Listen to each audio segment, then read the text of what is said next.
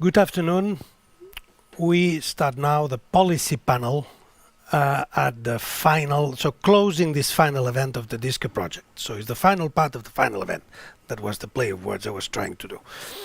So we have here as a group of extremely qualified people, policy makers, policy influencers, policy players. You know, I will introduce them one by one when they start doing the presentation. I'm Ignasi Guardans. I am the co-founder and chairman of CUMEDIAE, Culture and Media Agency Europe, one of the players in this consortium. We have not been involved directly with the research. We have been involved in all other elements having to do with the stakeholder engagement and supporting, and also with the communication around this.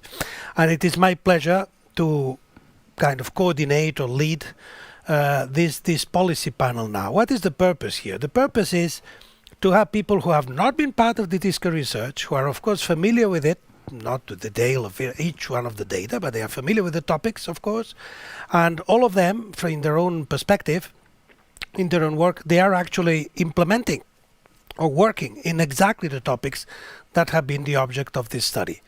So we are going to try, within the limited framework of 60 minutes, which is not that much, trying to summarize the policy conclusions of 3 years of work. So the proportion is not perfect, but we're trying to do our best to have some policy comments and to extract, as you say, to pick up the brains, as it is said sometimes in English, to pick up the brains of these people around me now, to put these conclusions of the research together with the reality and with the policy environment that each one of them experiences in their own field of work. We will also have, of course, with us Jana Herunen, who is, as you know, there's been the boss. There's one boss around here, that's Jana. And she will also be able, of course, to take the floor during the discussion afterwards as a link with the proper research. So I would like to start this with Annick Schramme. Annick, you are the academic director of the Masters in Cultural Management. You're also a member of the advisory board of this project, and we thank you for that. You've dedicated some time supporting us, and it's really a moment to thank you for that effort. And you have, of course, a strong experience in something that has been the object of this research, which is the importance of the training part of this. You know, we can discuss the situation of cultural managers, of cultural actors, of cultural creators, but all that is preceded by the preparation, but training and education.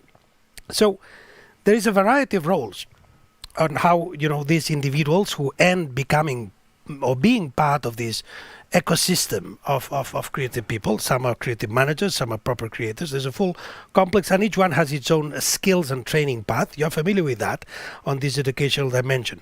So what can be done? What should be done? Or what should be better done in this whole effort to educate those who will be part of this education of cultural and creative industries, environment and ecosystem? And you know, there's one very specific criticism is what this kind of mindset that people have regarding culture. So what should be done to change that, the negative part of that? Yes, first of all, congratulations with the research and with the project. It's amazing what is coming out of it, and I will read it carefully in the next weeks and months. And indeed, the question of education is a very important one. When we started, that's now already more than 20 years ago, it was really like, how can we professionalize the subsidized cultural sector? If you now look back, then yeah, it is really the concept of the cultural sector is really broadened. You also use this very broad concept of creative economy. So we see that the creative industries is also now becoming part of this cultural sectors, cultural and creative sectors. So also in our program, we have to take that into account. So it's not only the management of cultural institutions in the subsidized sector, but it's all these diverse sectors of going from design to architecture, audiovisual sector, fashion, and so on. And so also that challenges our programs, how to respond to that. And we have to respond to that. one of the really nice things of our programs in cultural management and is that it is really practice-led. So it is really looking at the needs also from the practitioners and having this conversation, continuous conversation with the practitioners. Yeah, I must say that the sector of education is as diverse as the sector of the cultural and creative sectors. You have the formal education, and we are part of that with our master program in cultural management. But besides that, of course, you have a huge sector of informal learning also, mentoring, coaching. You have these incubators where there is also a kind of coaching. So there is a variety. And I think that responds also to the topic that you discussed, that education should be lifelong, lifelong learning, and you can do that from the formal education institutions, but I think there is also this need of short-termish but tailor-made offer of programs or workshops that really meet the needs of the creatives. Then in our program, that is more part of this formal education, and as you know, the formal education is always much slower than this informal offer. But nevertheless, I think it's still important that we have also these basic skills from a young age, where we try to educate them into different skills that are enabling the creatives to do what they have to do and that they want to do, so that they can make them stronger. And so an important thing is also that we already in the program try to connect our students from the management side with the students of the creative programs, so that there is no secret recipe of successful combinations, but you have to create these opportunities. We are doing also an exercise on business modeling with them, and to see, and for them, it's really interesting to get to know the creatives, and for the creatives to get to know our students. Of course, there is already often a problem of language. The economic language is different from the creative language. So I always say to my students, you need to be aware of that. Don't use too much economic language. Okay?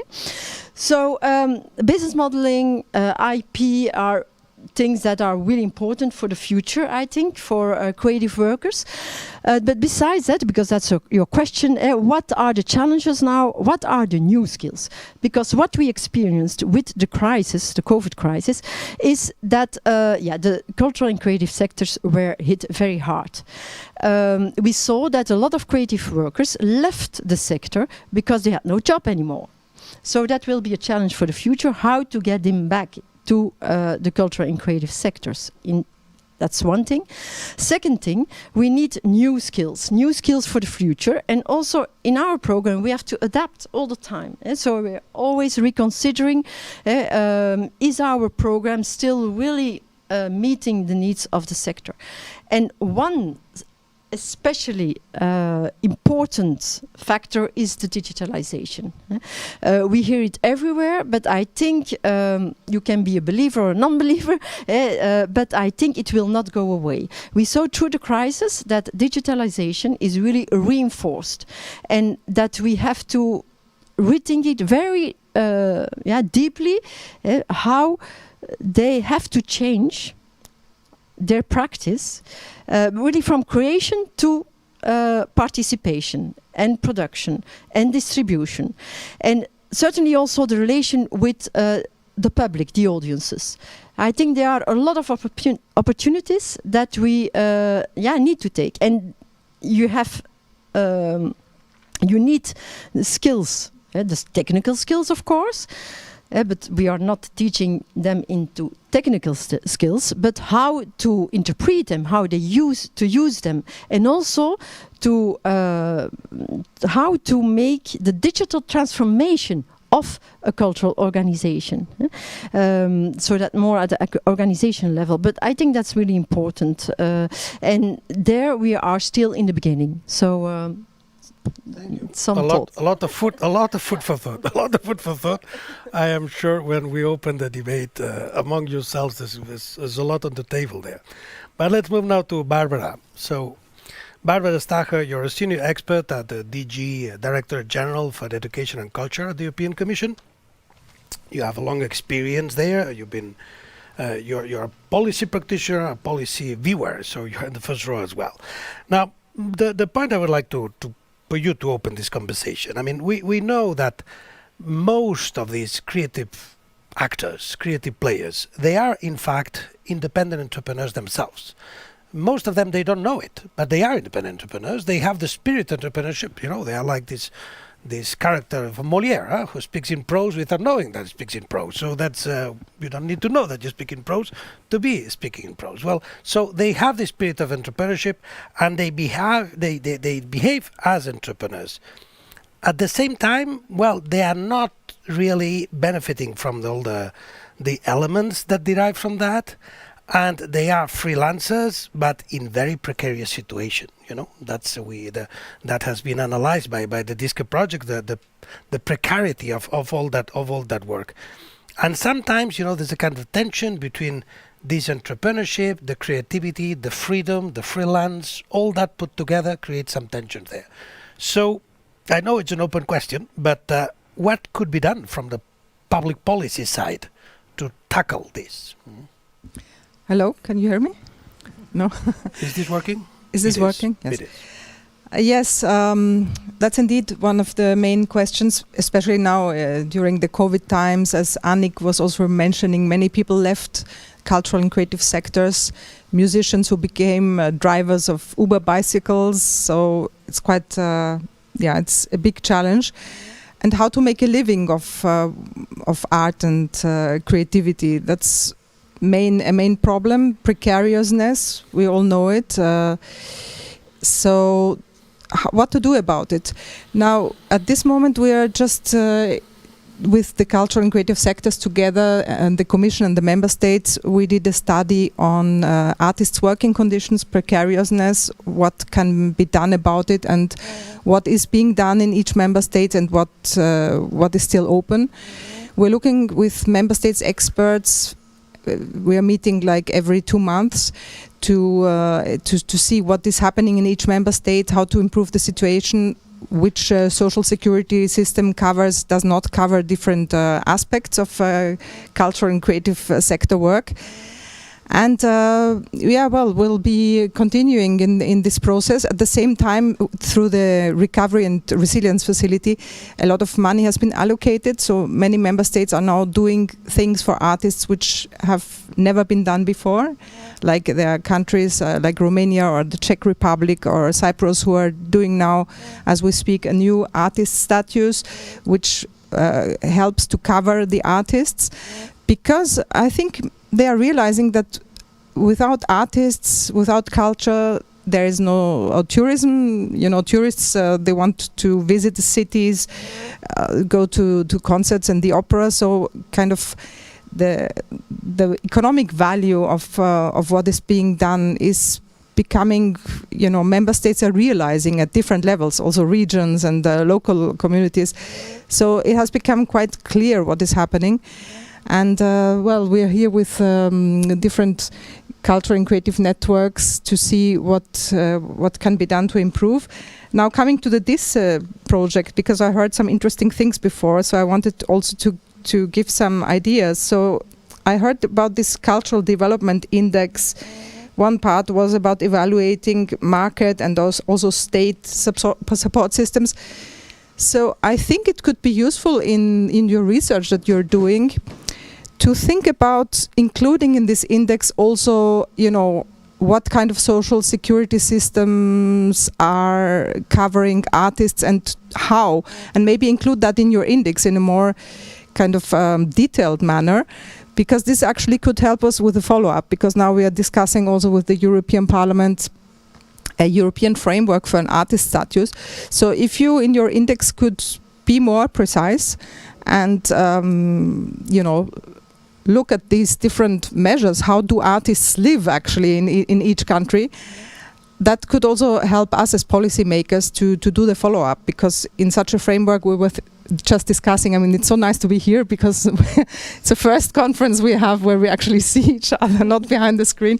So over coffee we already had lots of ideas, and we were actually thinking about that, how to do a kind of a follow-up, where actually, you know, so such an index could help. And just for food for thought, maybe you can think about it. Also because I've heard before there was somebody from the observatory.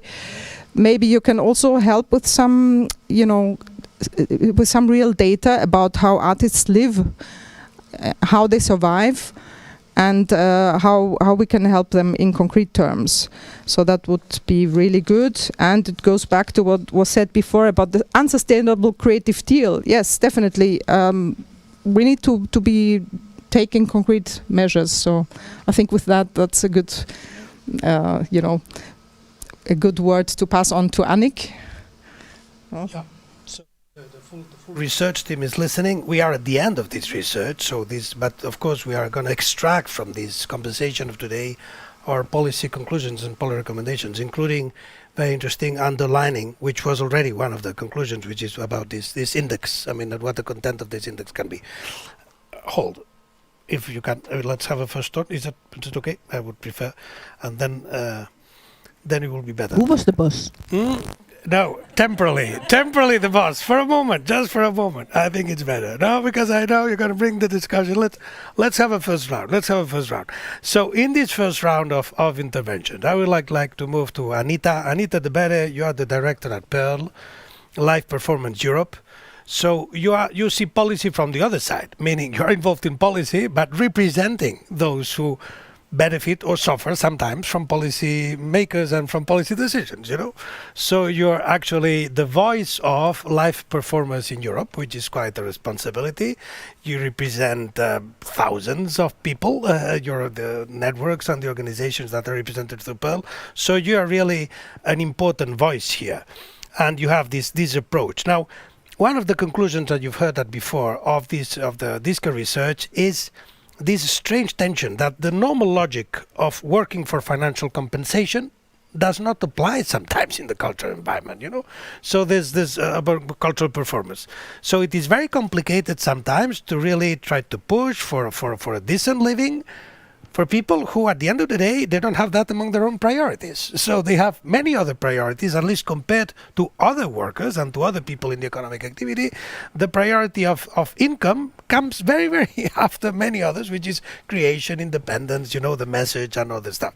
So this creates a difficulty for policymakers, of course, but at the same time, it's something that will not change, and perhaps it is at the very essence of what it is to be a creator. So what is it that public policy can do or should be doing in this context, you know, to ensure that, yes, performers, in general cultural artists, but performance is, of course, your specific angle, but probably it applies to all other people working in the cultural environment, to promote a cultural framework that ensures a decent living for those people. Yeah, thank you, Ignasi. And first of all, congrats for the fantastic project that has been undertaken.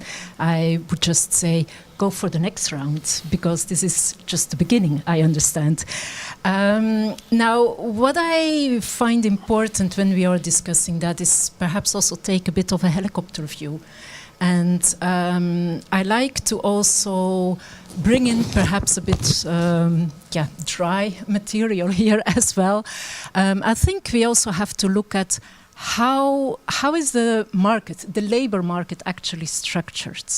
We are in a very particular sector. I mean, these are people, like you say, you come in that kind of sector because you do it with your heart, your emotion. It's you who really want to, you feel it's your person who wants to do that. And when you look at it in the labor market and where the places are to work, actually what you do is you create your own work. You are an entrepreneur. You start by saying, I want to create this, and I want to put this to the audience, to the public, to have it sold, actually. So we are not in the normal kind of logic of how sectors work. Take a very easy example, take the automobile sector. The automobile construction operator will say, I need so many people to make cars. Oh, there's a bigger demand for cars, so I need more people. It doesn't work like that. It's a very different dynamic. And that is what is actually at the heart of what makes it so difficult also, of how people are working. There's an immense competition. Talent is, thank goodness, all the time coming, but there's an immense competition between people. And so how is that talent and that competition working in a market where you want to be seen? So we are in a situation where people are doing exactly what you're saying, Ignasi. They just want to do it. They just want to show it. And they say, it doesn't matter. Yeah, when I get more fame, I'll be paid later, etc. And that is a wrong attitude, because you should have from the beginning, from the moment you graduate, you should say, look here I am. I'm a young person, I'm an emerging talent, but emerging talents are worth to be paid as well. So that is a mentality shift that has to happen in the sector. So that's the first point. Then the second point is, like I was saying, there's an immense incoming talent. We see it at the conservatoires. We work very closely with the conservatoires. There's definitely not a stop. Even in the COVID times, I was speaking to some of conservatoire directors. They say, no, actually, it's not that less people want to become a musician. We still get people enrolling in our education. So this is not preventing young people from saying, yes, I want to be a dancer, a musician, or whatever. So we see this happening. So what happens when they arrive? There's a push in the labor market. Young people coming in, the older ones feeling the push.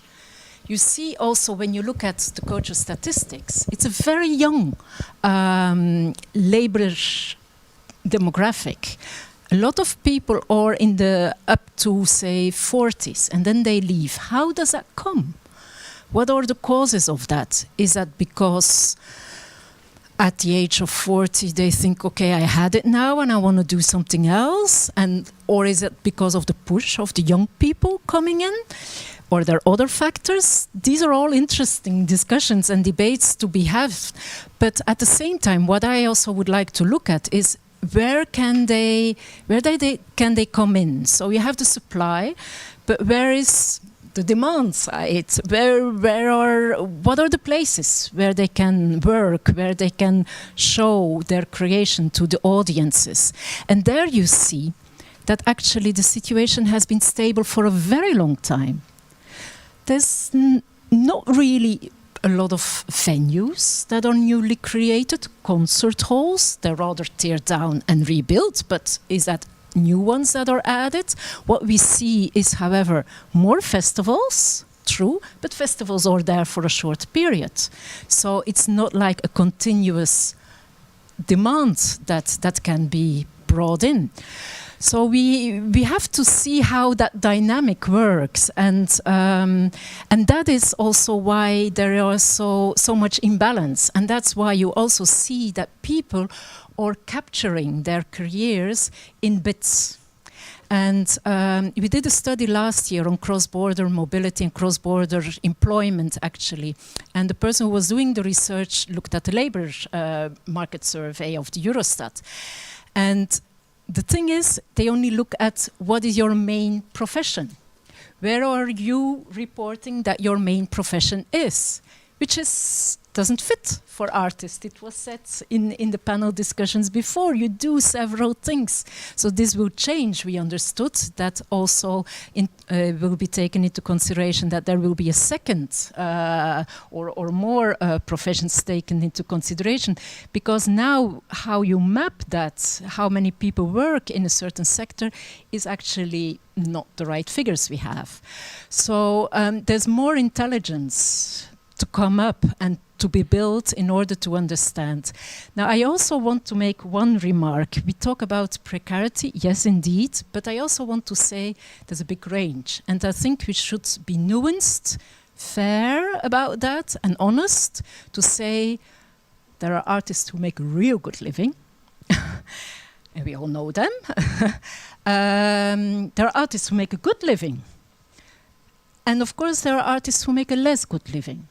And I think we should be right to acknowledge that. And I think we are now looking at finding a solution which has really come clear due to the COVID crisis, that people who work in certain ways, freelance ways, and freelance is not a legal term, it's a way of working, the freedom of the artist or other cultural entrepreneurs, that they just want to be able to freely choose, to a larger or smaller extent, to work in different careers.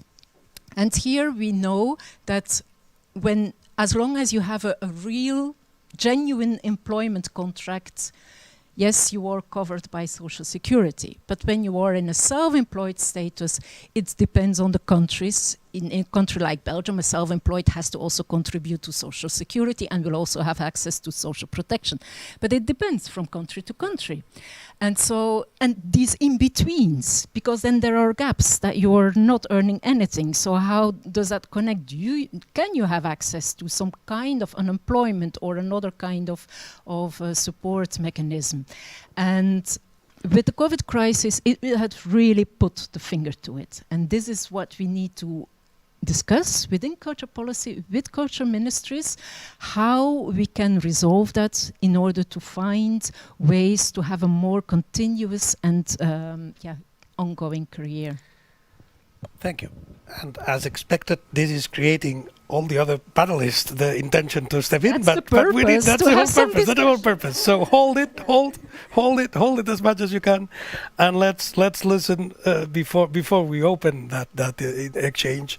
Let's listen to Xavier Troussard. So Xavier, we've known each other for a while, and you've had a number of responsibilities in cultural policy, so it is not only what you do today, what you've done and what you've contributed to what the Commission is today in terms of cultural policy. You have a long experience there in policy making in the area of the cultural and creative industries. Now today you have a very specific responsibility as the head of the new European Bauhaus unit, which could be quoted as one of the examples of rethinking policy and the relationship between policy and the cultural and creative industries.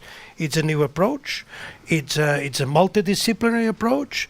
It is not just about paying people to do something, if I can do a caricature. No, it's about really putting, if I take it properly, sustainability, aesthetics, and inclusion are the three words that you put as the motto of the full Bauhaus concept. Sustainability, aesthetics, and inclusion. It's very interesting. So it's a new way of doing policy in this environment, which is exactly one of the conclusions of this project and one of the requests. A systemic and institutional revision of how to approach cultural policy. So listening to all these, you are familiar with the project as well.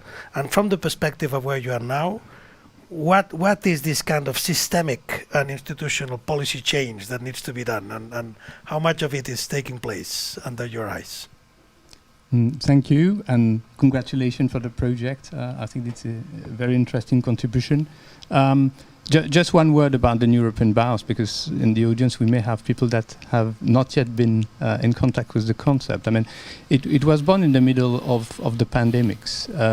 And it was a way to create a project that bring people together in thinking how we can make the green transition of Europe a cultural project. Why? Because we don't need only science and investment to achieve our goals. We need really to bring the people along.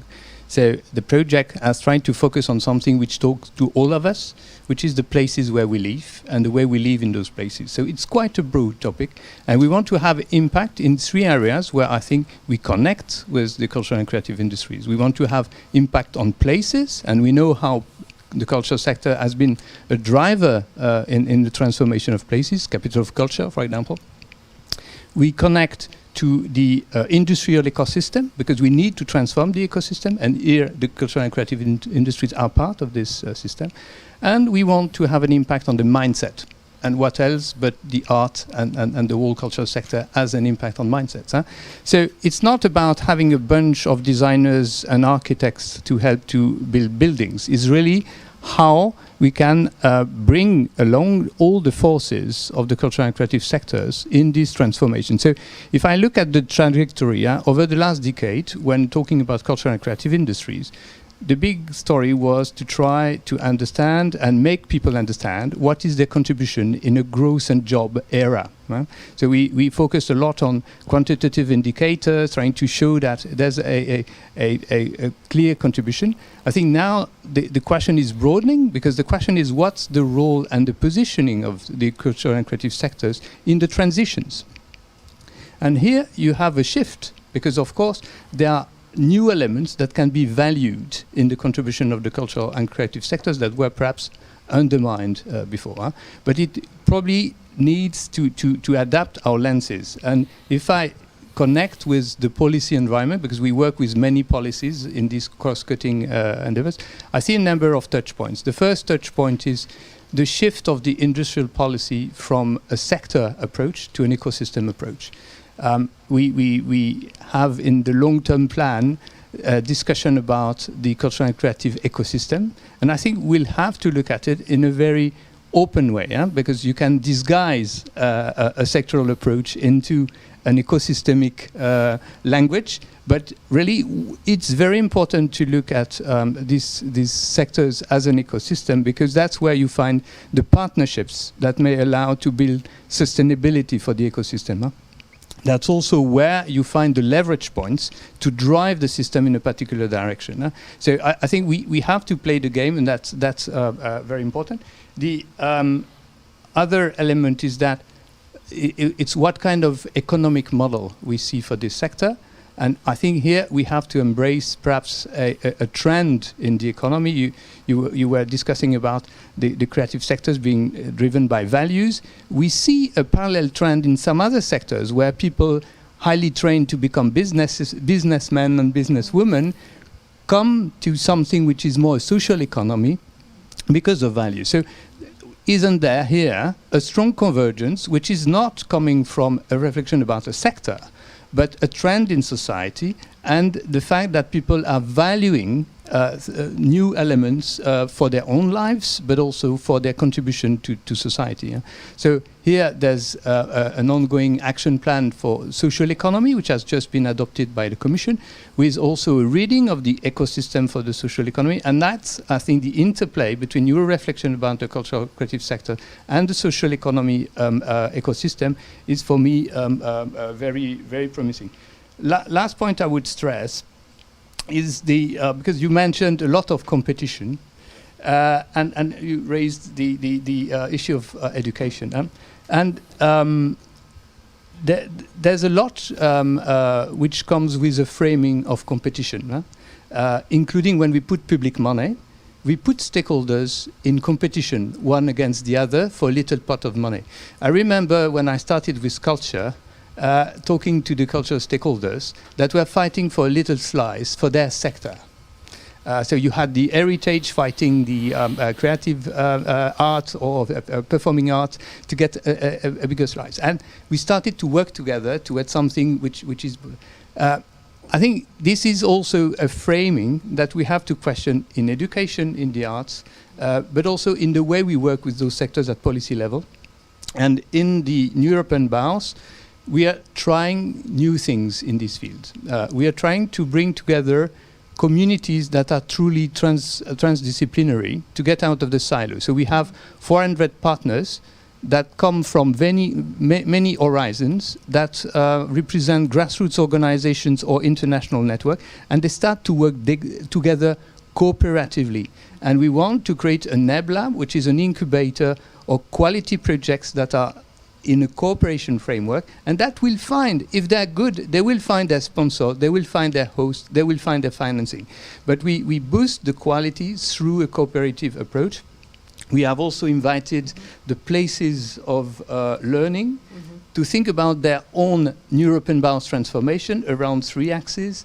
Look at your place, because you can transform your place to achieve better your education goals. So what are your education goals in contributing to the transitions and in revisiting your relationship with the community around your education? So that's the kind of very cooperative approaches we are trying to bring on top of course, the traditional means we use. We have also called for proposals. We try to push a demonstrator approach to have many living labs of transformations around us. But just a few pointers. I'm a bit an outsider, but I think that's where there's a strong interplay to be explored. Thank you. So now we open. Jana, you want to step in? Well, actually, I was just about to say a very short replique, Ignasi. It was that I'm all here to listen to you because we are in a stage in the project that we are currently in the process of finalizing our analysis, and we are very open to reflect upon what others say about our findings and how we can contribute also to policy recommendations and policy suggestions. So in that sense, this is really an opportunity for us researchers to also listen to our stakeholders. And so I'm really not trying to push here, but rather I want to push you to say something so that we can sort of learn from you and take it into consideration when writing out our interpretation, not research-wise, but in terms of policy. Well, definitely a lot is coming out from this conversation. Annick. Yes, yes, the policy question. I was fascinated that you talked mostly about cultural policy. At one end, I think that's a good thing because cultural policy traditionally deals with the creatives, but by opening up to other policy domains, there is a real, we really have to revise policy as a whole. And there is already a while this demand for cross-domain policy, and that will be reinforced for the future. And more the challenges from society are asking for this cross-domain or cross-sectoral or transversal, whatever we want to call it, for these kind of solutions. So that means also what is then the role of cultural policy in this cross-domain approach. And there I think we don't see enough innovation, I think, in creativity, because we can ask to the sector to be creative and entrepreneurial, but I think governance needs to be that as well. And we see some examples already that the instruments are changing. It's not only subsidies anymore, but also tax incentives or indeed place atelier policy that you can offer to creatives. So the instruments are already more diverse. But nevertheless, I think from a cultural policy point of view that it is really important that they think, what is our role? What do we have to support and how do we have to stimulate those who need it? So, and I think because we tend to ask to cultural policy that they do everything nowadays, because it's not only the cultural sector, but also the more profit-driven sectors, and so the concept of culture and creativity is broadening, and so then at the end, you can't do everything, so you have to make choices. So I think there is a challenge. And then I wanted to add also to what Anita was saying about the position of the artist and the creative.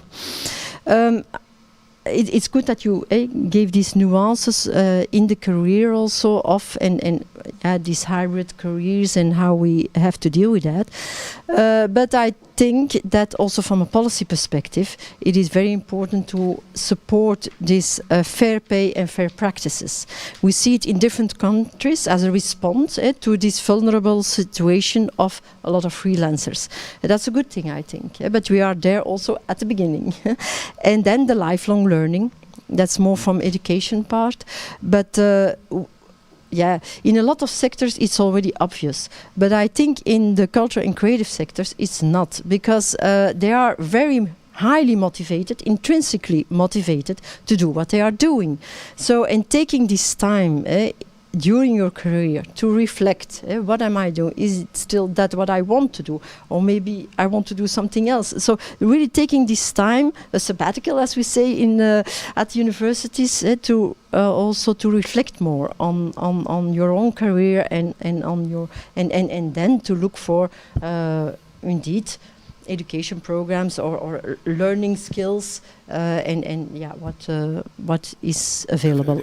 Yeah, when I refer to cultural policy is not something that only cultural politicians do.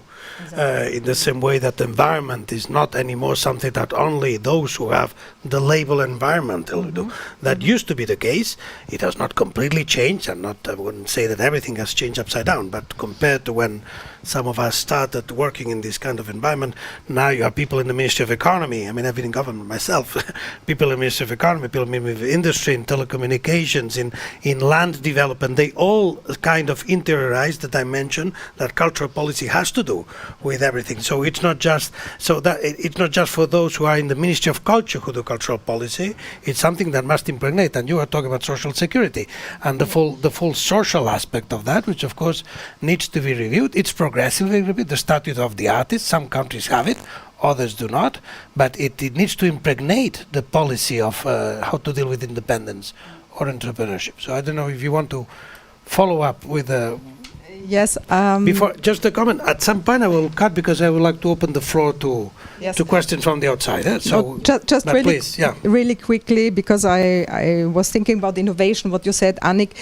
And I think what is important is that innovation needs to be looked at from a broader aspect, which has been highlighted often, like social innovation is part of innovation. What Xavier also said, it's about social economy. So innovation is not only tech innovation. And in this sense, I think this project, actually, this is a very good example, because in the past, our cultural partners, they used to say, Horizon Europe, that's very technical, that's research, that's about tech innovation. So I think this project actually shows that it's not true, that organizations like Trans-Europe-All, which is grassroots cultural centers, which are carrying this project together with the universities, that you actually have a place also in tech programs like Horizon, which is not tech program anymore. I mean, if you look at the calls and the texts, it's about societal change, So I think it should serve as an example to many people to be encouraged to look into this. And of course it also means breaking the silos between the language, between cultural centers and researchers. So as Annick, you were saying, people shouldn't speak like economists, also try not to speak as researchers, but to speak so that everybody understands. But I think this project is really a good example in this sense.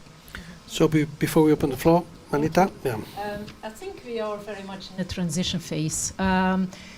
What we see is still a kind of culture policy in quite a lot of countries is based on very specific sectors. And it's something that is even sustained by the sectors themselves. Theater, music, heritage. I mean, everybody is fighting for their piece, as you were saying, Xavier, and at the same time, there is this process. So it's a very interesting moment in which we are to see or how we can transfer cultural policy into encouraging, to create an encouraging climate of going beyond that. And I'm very much, I've always been very much in favor of go beyond your box, think beyond your little square meter, but be in contact and in touch with other people. It so enriching. And I think that's really the added value of trying to connect with other parts within the culture sector, within the creative sectors, but also within the broad society. And that is the question we have, because at the same time there is this tension of what exists, and of course you're not going to just kill everything that already exists, but how do you go into that transition? And we are of course faced by that, by external components, the climate change, lots of questions and debates going on. How do we develop more sustainable mobility and these kind of questions? Digital environment, very tricky, especially for live performance, and not a money maker at all. So how do you deal with all these kind of other elements that are happening in society and create an overarching policy to stimulate that? And I think that's the core of it, is to develop policies that reward innovative ways of thinking, rather than say, okay, or you're not doing that well enough, we're going to punish you. It's not a good policy. I don't like policies that that punish. I like policies that incentivize, that encourage, that support, and what I also find extremely important is to have the big work with the small.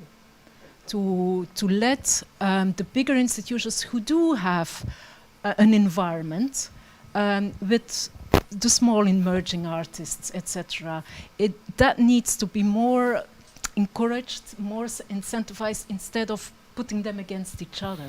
Well, that's the point. So if we start with the question time, we can start with a question that links directly into that. That's one of the first questions we had. That also links with something that Xavier said. So that's Valeria Pica saying, what suggestions would you propose to move from a paradigm of competition to a paradigm of cooperation?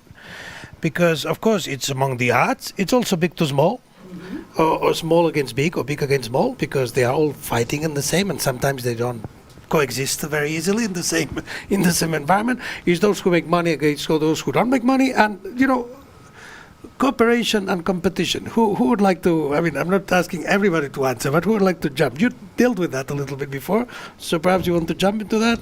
I think Xavier answered the Xavier question already. No, He already answered. He answered the question. Well, but he answered in a very specific environment. So you think the question is answered? You want to add something?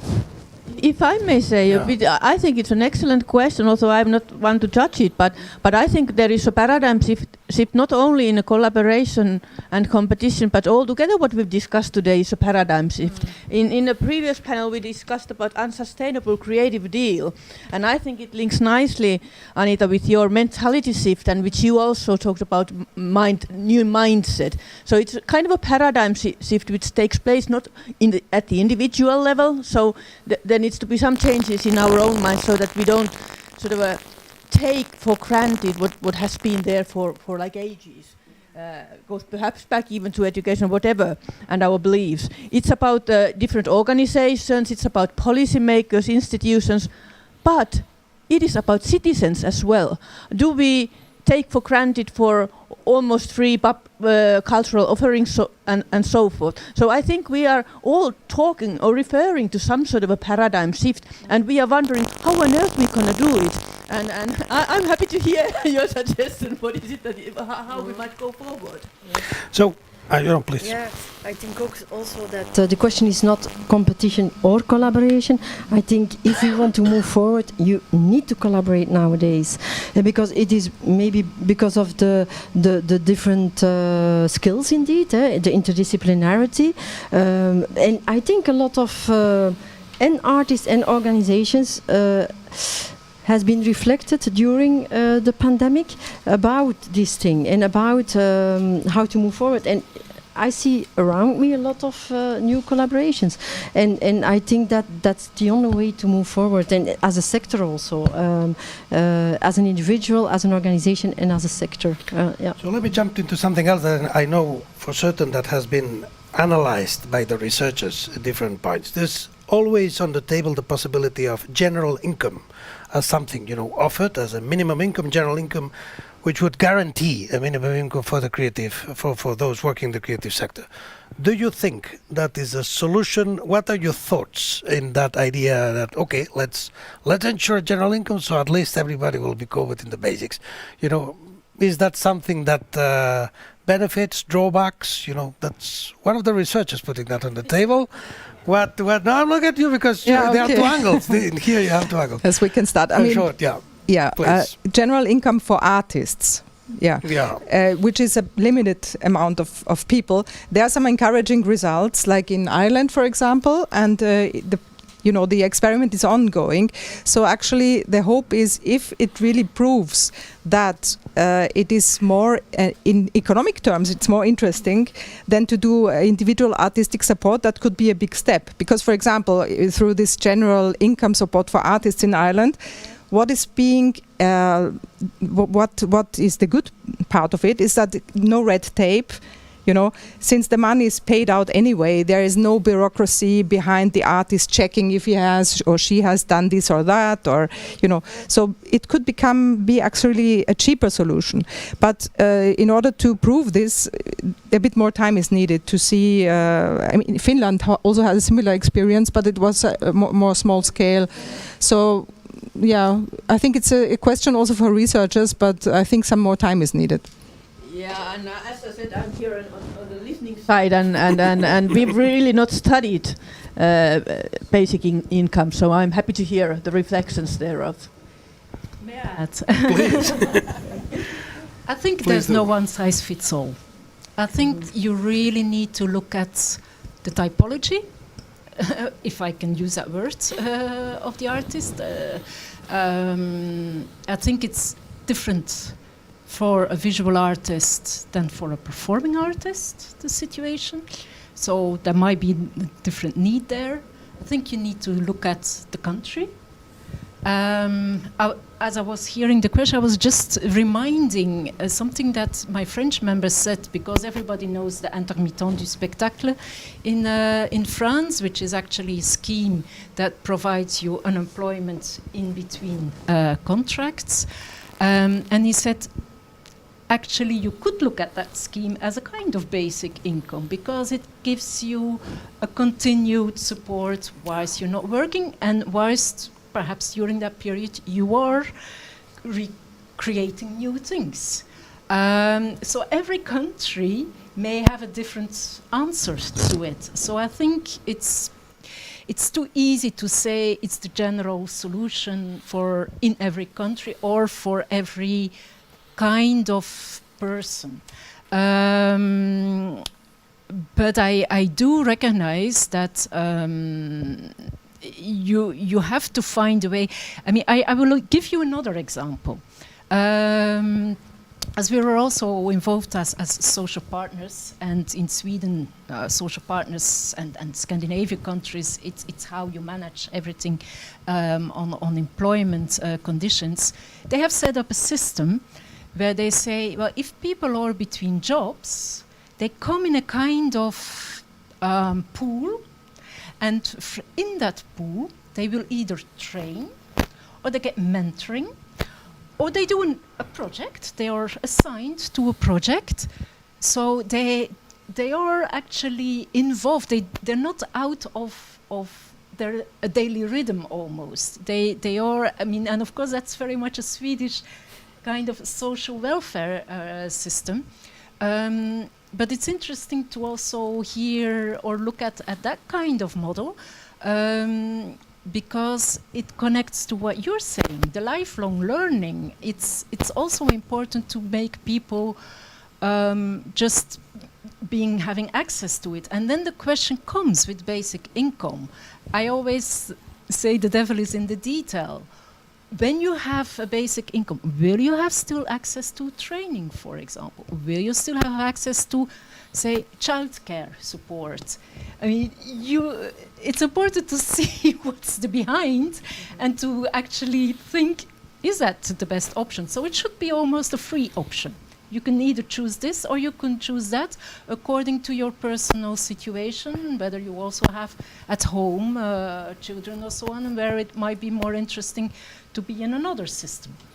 So we are really at the end, discussions there. at the very end. Each one of these things could open a full panel, a full Horizon Europe project, probably. Some of these.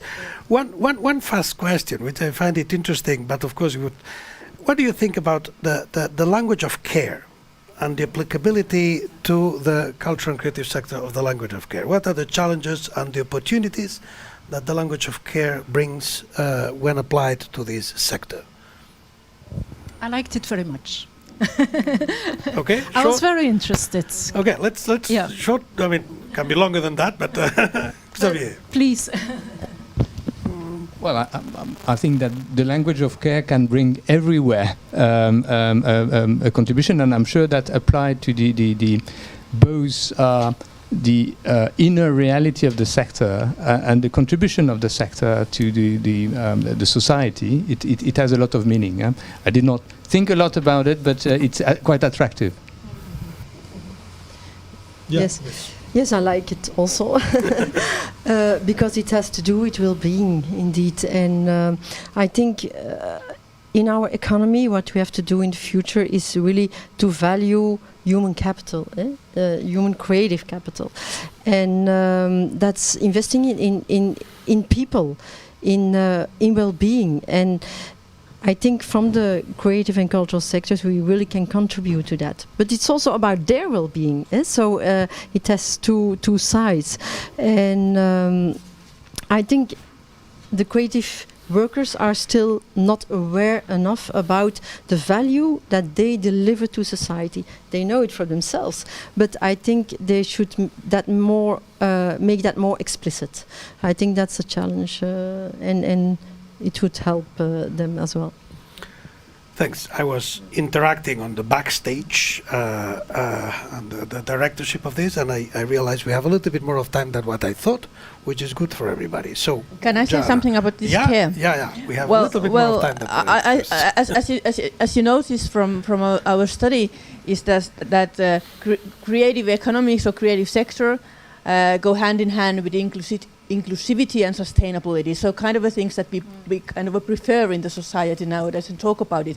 And I think it goes very closely to care as well in that sense. And I think it wouldn't make any harm saying that creative workers are kind of care workers as well. So in this sense, I think that our study DISCE has contributed already to the discussion by pointing out these kind of insights, I think. Yeah, at the same time, we should keep in mind that culture is also intrinsic, has an intrinsic value. It doesn't need to be, taking care or doing this or doing that. It has a value in itself. No. Yeah, and of course there is a challenge that it's not everything. I mean, I'm an entrepreneurship researcher, and when we talk about being active and self-sufficient and so forth, and doing new things and so forth. So it easily comes that it then encompasses everything, and that's not what we want to do because we want to keep it focused as well. But these are just sort of insights to consider. Yeah, no, I agree. Because I think that what we called, or still call, the applied arts are quite successful. They are really innovative. It's architecture, design, fashion. Everybody can relate to it. It's part of everybody's life. But we have also the pure arts, and they have also their value, but they are not used to express that, maybe that explicitly, as I said before. But there should be a kind of caring for the pure arts as well, and they can make links to society, absolutely. But I think a lot of attention is going to the applied arts at this moment because that's more obvious, and that's also economically more successful. So I have a question here that honestly, I mean, I'm explaining that to the audience. I can select among questions, and I read it. I say, okay, this is not relevant, and then I started thinking, yeah, it is relevant. So I'm going to put that question forward, okay? Because it's a question about trust. How can we increase the trust between policymakers and people in the creative industry? And I would like to put a comma to this. The problem of it's between not only those policy people who are in the cultural sector, but I think there is a total lack of trust between those who do policy in everything else towards the creative sector. So those who do economic policy, those who do industrial policy, those who do all other policies, they do have a kind of lack of trust in what the creative sector brings, and the other way around. So do you think, or perhaps you think there is not, but do you think there's an issue of lack of trust in both ways, from people in the creative sector towards policymakers, and policymakers outside those who are 100% in culture towards the creative sector? Do you think that's an issue? Well, I don't know It whether... comes from outside, the question. I mean, there's probably a problem of trust between policymakers and the society in general. But and so that's why I think the question is not about trust. Is there a proper recognition and a proper valuation of the contribution of the cultural sectors and the art? And I think there's a total lack of awareness in some sectors that we can only combat through concrete experimentations that leads to storytelling. I can give an example. You were mentioning the fact that there's the intrinsic value, and what about the artist compared to applied art? What we want in the European Bauhaus is to have artist residence at the core of places which are undergoing a transformation.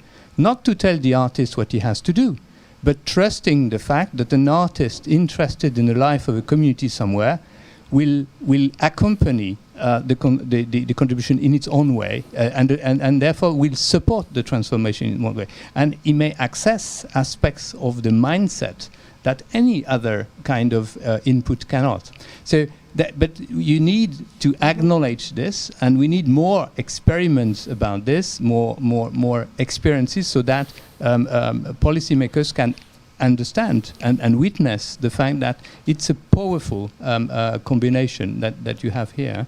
But we lack probably experiences because the policy frameworks are not geared to that. And I come back to my ecosystem and the borders of sectors, is that why don't we have so many of those examples? Is because all the policy frameworks are geared towards sectors. And so you will have residencies for artists that are looking at excellence in art in some places that are outside the society in a way as a retreat for the artist, but you have not residencies in places that are going into deep transformation and in a partnership with some other policies.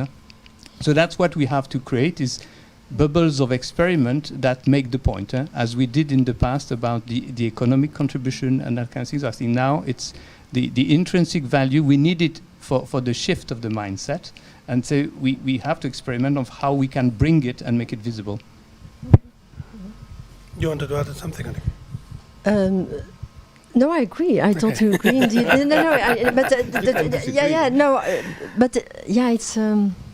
It's. Mm-hmm.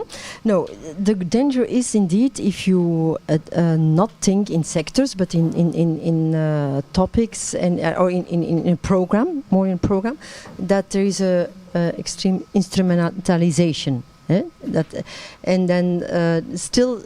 But yeah, you try to give an example where the intrinsic value of the artist can remain, and meanwhile there is an added value for the other sectors. So yeah, in that sense, I agree. No, on this, I think I'm not saying that this approach is a disappearance of the sectors, and I agree that there are status that have a meaning and that are fundamentally useful for certain aims. I'm just saying that we need to create those spaces to expand the opportunities and create spaces that respect the freedom of the artist, the freedom of creation, but bring it into context when it can contribute to social ends, basically. Yeah, and it's not sufficiently explored in my view.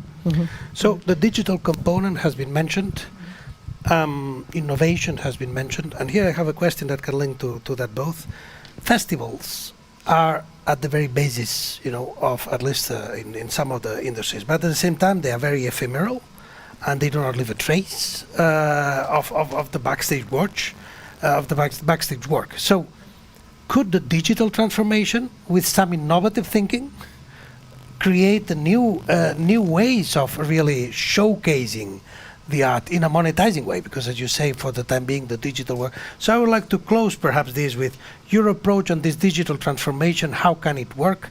I start with this festival comment, but you can add anything else, and this would be perhaps the closing area. Mm-hmm. You know, the digital is there to stay. You said it doesn't bring money. We are asking for innovation, so where are we leading it? And we are at the digital event. Here we are with people watching this on YouTube. You know, this is the new reality. So, some comments on the digital transformation in this context, and with this we close. There's so many aspects. Sure, to the digital. Sure. A flash. I think you said it, or somebody else in your panel said it. The learning to use the social media and all these kind of tools is to be part of your education. As part of entrepreneurship. That's one aspect. How do you communicate with people via digital means?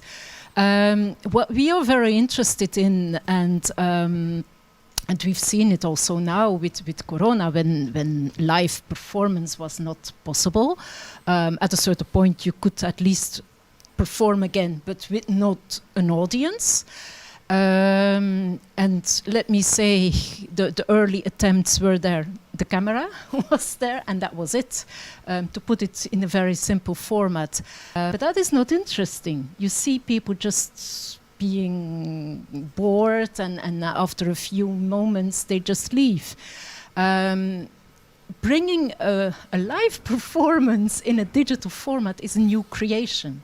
It has to be brought in a very different way, and in some universities or high schools, they are now working on this. Like, how do you connect the audiovisual knowledge and intelligence with the live, and how do you create a new creation? So actually, what you will see is a diversity of a live performance.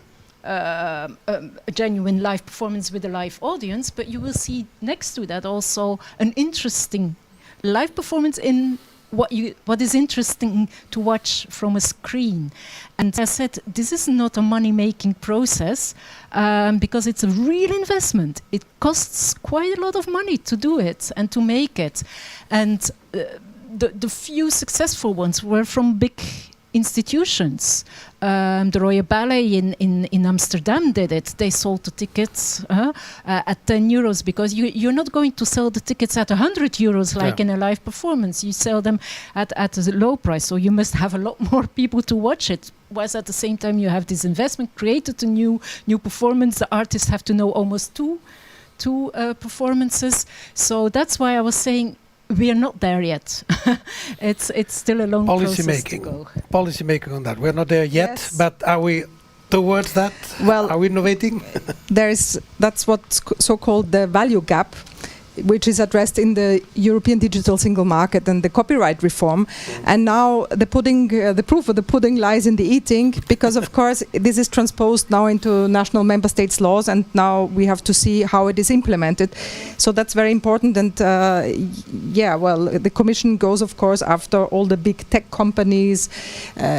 So it's a platform. So it's a huge struggle, and we need all of you in that one, because content is not free. There are some people who create it and who have to make a living. Yeah. And this is linked to skills. You said that at the very beginning, so that. Yes, absolutely. But first, in the question about policy, rethinking policy. So it's indeed we have to readjust the investments also in this digital infrastructure. There is a lot of need, so that's also part of this rethinking for policy. On an organizational level, it is indeed about the digital transformation and how to make that part of your business model. And that's true, we are still in the middle of it. There is a lot of experimentation. What can we learn from it? What is not good? So yeah, the future will say that, but I think there's no way back, as I said. So yeah. You want to add something? You have the final word. Okay, just say that the digital space is one of the spaces where we live. So in the European Vows, together with you, we expect to discover how to making beautiful, sustainable together. Thank you. Excellent. So I now give the floor to Stephanie to do the closing of the closing. Thank you, Ignasi. Necessary conversations. So we have come to the end of today's live stream of DISCE's final event. Yet, it feels that in many ways, we have planted more seeds and watered existing gardens from which we hope more inclusive and sustainable creative economies will emerge. On behalf of DISCE's research and project teams, we thank you, our distinguished panelists, for your invaluable input. Thank you to you, our audience members, for engaging in this very informative discussion around the results of DISCE's 3-year research project.